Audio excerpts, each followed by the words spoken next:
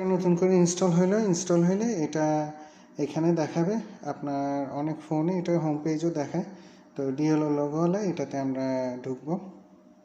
এখানে ID password চাইবে, আপনার যার আইডি পাসওয়ার্ড জেনে নেবেন। আমি জাস্ট এই আইডি পাসওয়ার্ড দিয়ে ঢুকতেছি। আপনার আইডি এবং পাসওয়ার্ড লিখে লগ ইন দিবেন। এটা বারবার ঢোকা লাগে না, যদি কোনো কারণে লগ আউট করা লাগে তখন গিয়ে ঢোকা লাগবে। এখানে ঢোকার পরে ফার্স্টে যে কাজটা করতে হবে ওইটা হচ্ছে আমাদের স্টকটাকে সিঙ্ক্রোনাইজেশন করে নিতে হবে।